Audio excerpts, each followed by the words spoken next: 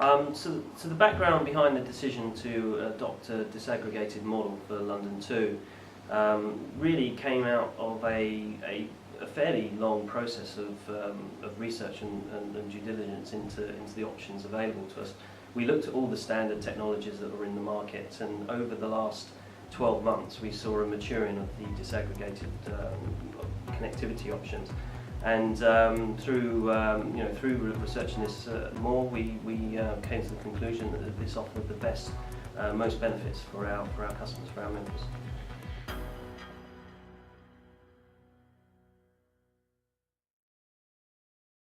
So the dual LAN infrastructure LINX came about from historically from some problems that we had years ago on the platform, that it evolved that we had demand from our membership to provide resilience connectivity in the London area. And so we invested in two different networks, and over the last 5 to 10 years the two networks have grown and both stand as significant IXPs in the global market.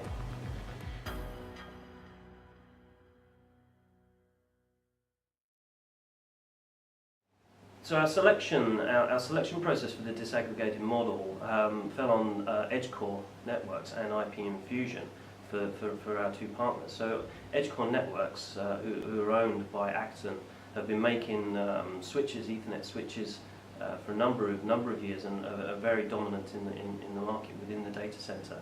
So we were very confident in selecting them and their technology to power the LINX exchange. IP Infusion, fairly new to the market in the IXP, in the Internet Service Provider world, but are a well-established software house. And so we're borrowing their knowledge in developing software for routing instances and pushing that into the Ethernet world.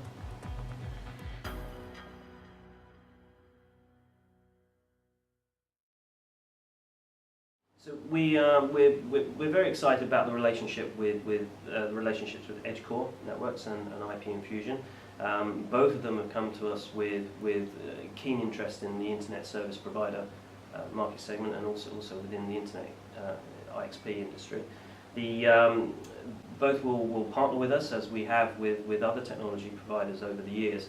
They'll embrace the LINX community, work with us at the LINX events, and also help us to develop the technology for the IXP over the coming years with multi-year commitments to their switch roadmap and also their software roadmap.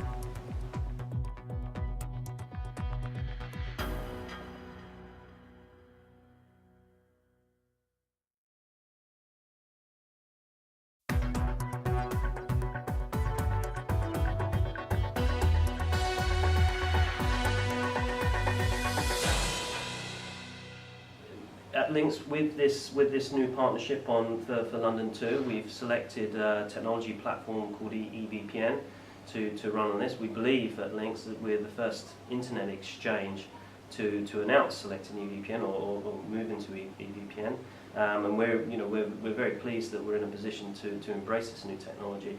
EVPN has been built from the ground up to run on a complex layer 2 environment. It's designed for sophisticated access scenarios, for operational simplicity, and for per-flow load balancing. What this means for our members is that we can offer complex connectivity scenarios to offer multi-homing across not just different PE edge devices, but also to offer connectivity across multiple sites, and not just on a one-to-one basis. This will be on a very, as I say, complex basis.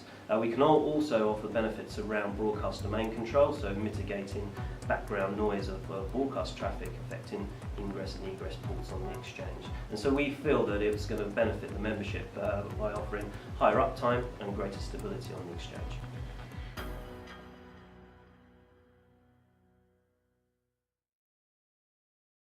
We're in no great rush to move away from the current infrastructure, so we've run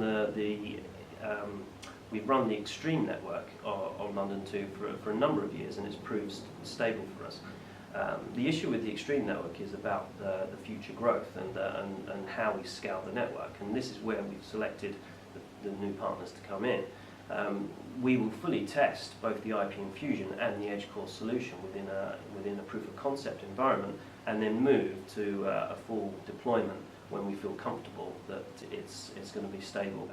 As far as what does that mean as timeframes for LINX, ideally we'd be looking early 2017 for a migration project, and then we would then cut over completely as we reach the half-year point of 2017. But as I say, we'll only progress at that rate if we're confident, or when we're confident with the solution.